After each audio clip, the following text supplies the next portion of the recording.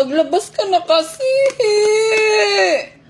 Nandiyan pala kayo. Dahil wala na akong pera ngayon, at punong-puno na tong alkansya ko, like tingnan ninyo, diba? Sobrang puno na niya. Kaya naman buksan natin, ano, tara? So, paano ko to bubuksan? Malamang kakagatin natin.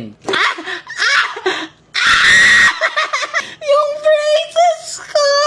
Okay. Finally, nabuksan ko na! Nakikita niyo ba yung mga sumisilip na pera? Una nating nabunot etong 500! May 500 agad tayo! Dandaan, baka masugatan ako. Kasi medyo matulis to. Bubo natin dito yung coins. Alay, malang dami! Merong 500 ulit.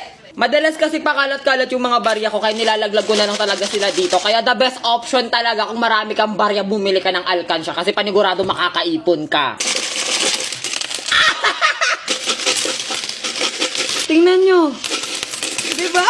Meron pang mga natirang papel. Merong 100, mga 50. At eto na lahat ng perang naipon ko sa alkansya ko. Kaya naman bilangin natin. Ihiwalay ko na kaagad yung mga papel. Meron tayong tatlong 50, tatlong 100, dalawang 500, at isang 1K. So magkano na lahat yun? Compute nyo nga. Ihiwalay na natin yung mga tig to 20. Ganito lang karami mga tig 20 ko. 1, 2, 3, 1, 22, 23. 23 na 20. Magkano yun? Isunod na natin yung mga lumang shampoo. Ganito lang karami yung mga luma nating shampoo, which is 6 na piraso. Magkano yun? Next natin is mga bagong shampoo. Medyo mahirap maghanap kasi magkahawig sila ng piso at 5 piso. Ganito karami yung 10 pisong nakuha ko. 22 na tig sa 10.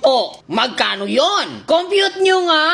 Next naman is lumang 5 piso. Sobrang dami nitong lumang 5 piso pero madali siyang hanapin kasi kulay dilaw siya. Feel ko na miss yung mga pasigaw-sigaw ko sa mga videos ko, no? Kasi sumasakit na talaga yung lalamunan ko. Tapos bukod doon, nagrereklamo na rin yung kapitbahay ko kasi ang ingay daw ng bahay ko tuwing madaling araw. Kasi tuwing madaling araw ako nagvi-video. Eto na lahat ng 5 piso natin. Medyo marami-rami to kasi lagpas sa kamay ko. 2, 3, 4, 5, 6, 7, 8, 9, 10, 20, 25, 30, 35, 50, 54. 54 pieces lahat ng 5 pesos nating luma. Magkano lahat yon? Bilangin nyo nga.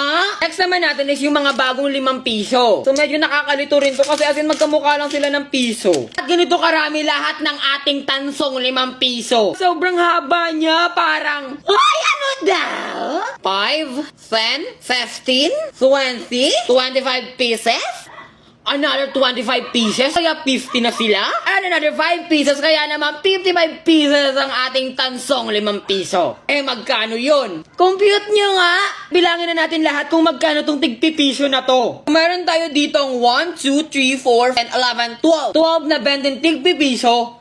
At 10 piso etong nasa baba. Kung magkano kaya yon? 12 na tigbe-20, tapos isang 10 piso. Basta kayo na lang mag-compute. At ito na lahat ng mga naipon natin galing sa alkansya. Grabe, sobrang taas naman eh.